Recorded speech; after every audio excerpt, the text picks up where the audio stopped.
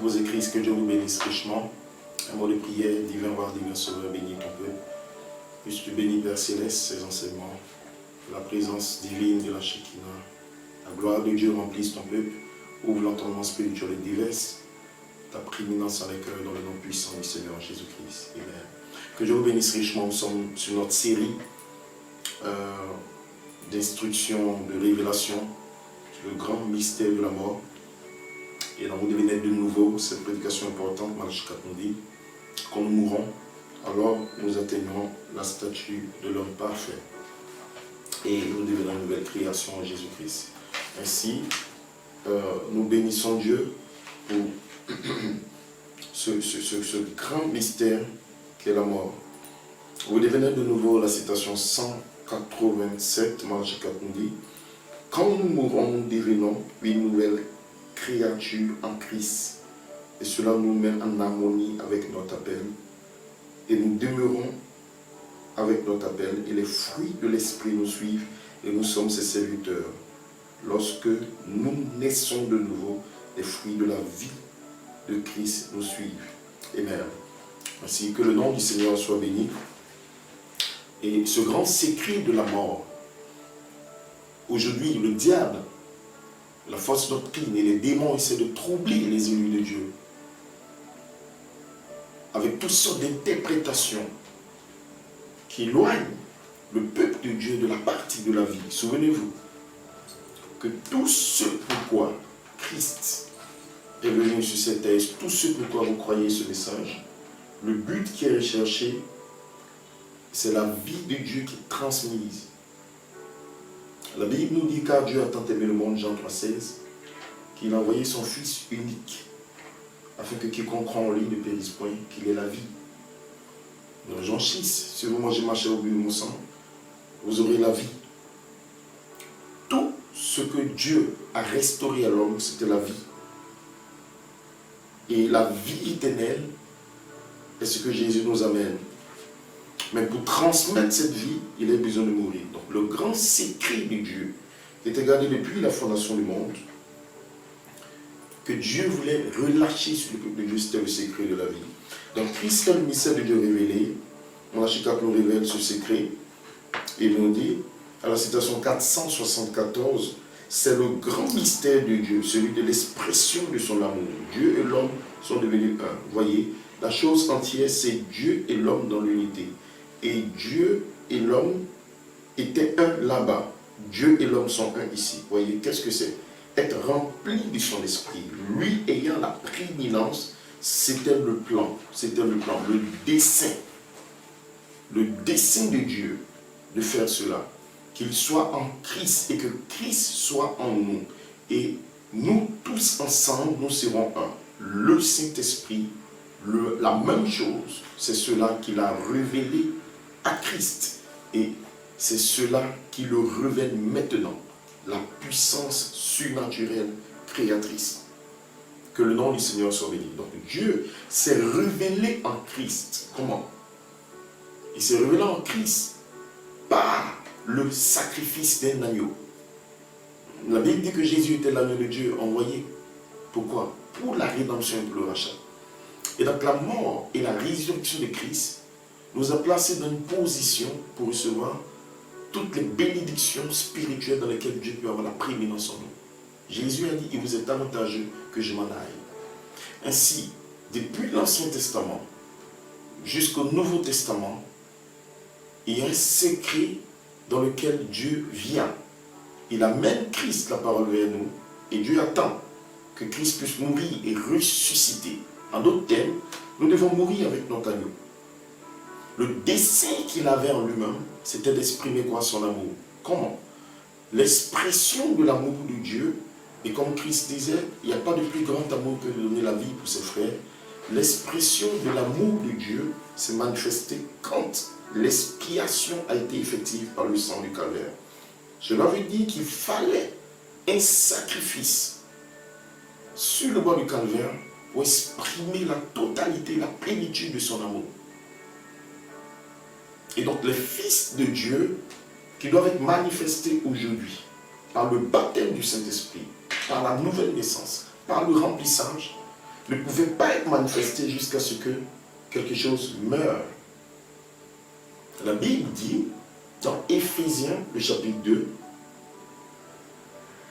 nous tous, à partir du verset 3, nous tous aussi nous étions de leur nombre. Nous vivions autrefois selon la convoitise de la chair, accomplissant les volontés de la chair et de nos pensées. Nous étions par nature des enfants de la colère.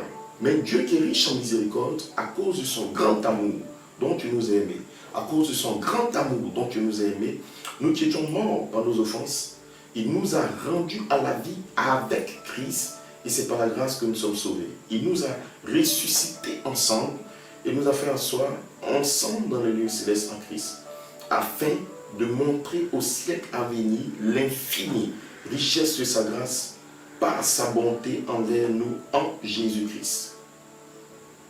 C'est par grâce que nous sommes sauvés par le moyen de la foi, et cela ne vient pas de nous, c'est un don de Dieu. Que le nom du Seigneur soit béni. Éphésiens, le chapitre 1, à partir du verset 6, la Bible dit, à la louange et de sa grâce qu'il nous a accordé en son bien-aimé. En lui, nous avons la rédemption par son sang, la rédemption par son sang, la rémission des péchés selon la richesse de sa grâce.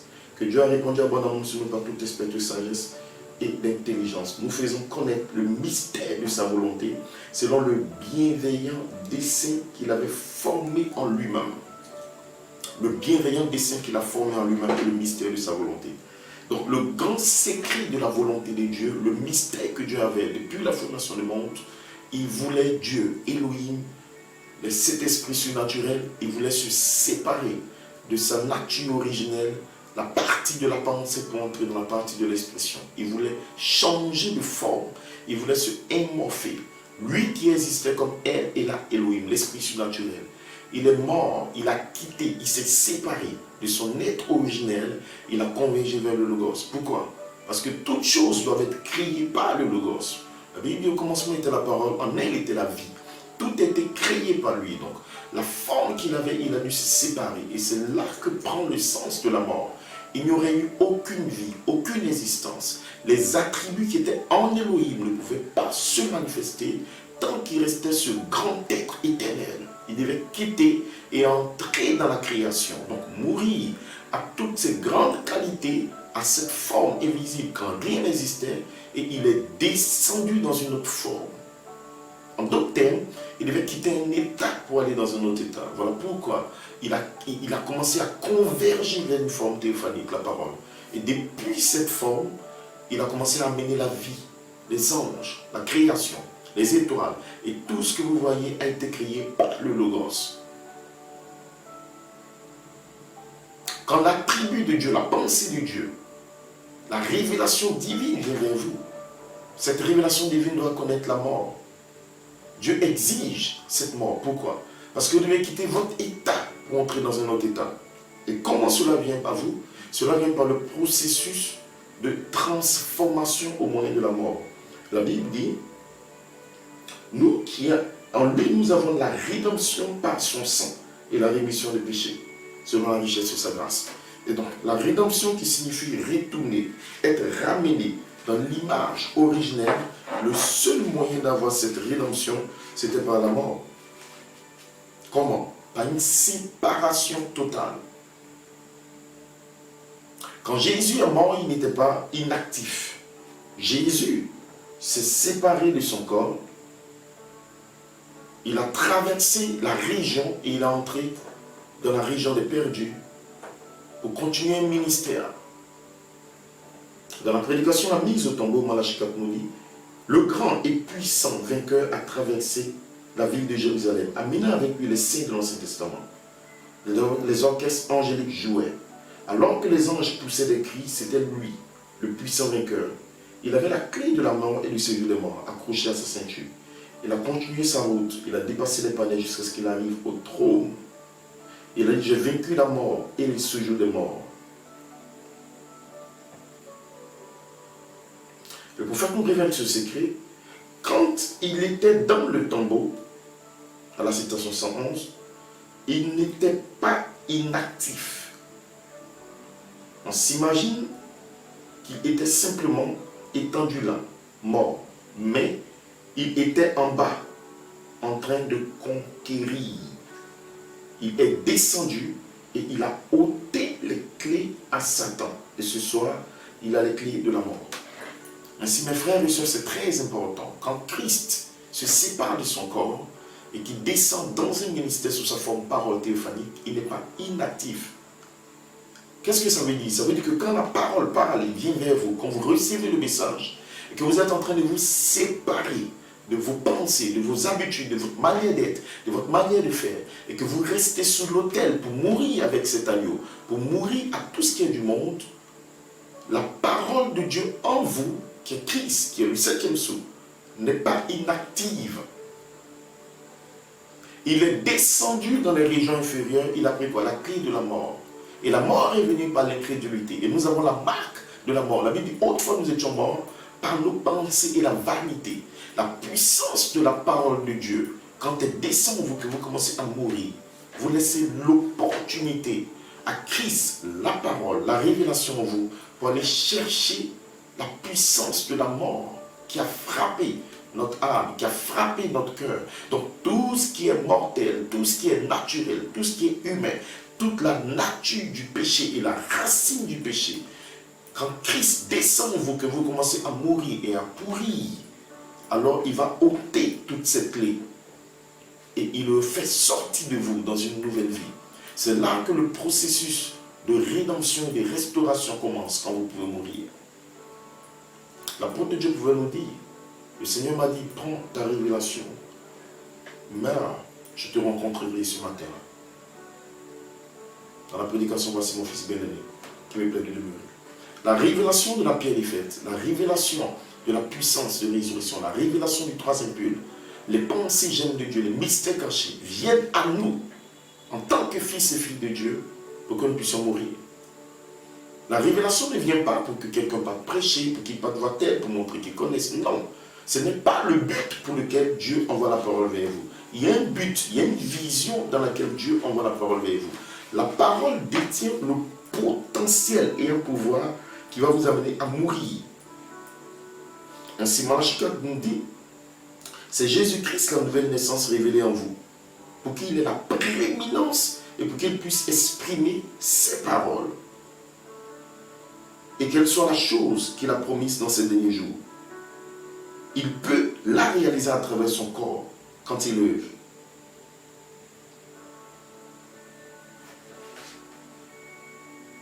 Il s'est révélé à moi.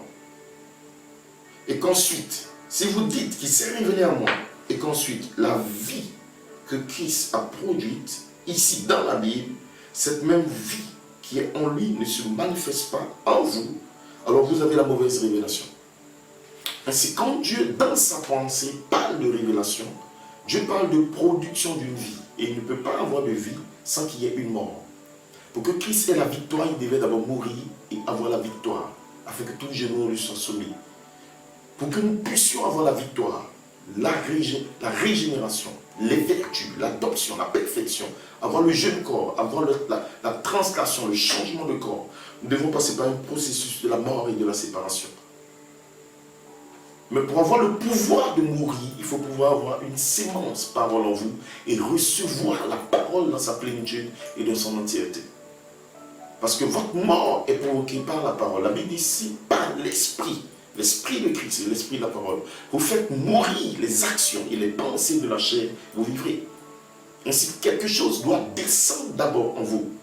Le pouvoir. Jésus a dit, j'ai le pouvoir de donner ma vie. J'ai le pouvoir de mourir. Détruisez ce temple et je le reconstruirai. Avant d'aller au calvaire, Jésus-Christ avait d'abord reçu l'esprit comme une colombe. Il avait la puissance de Dieu.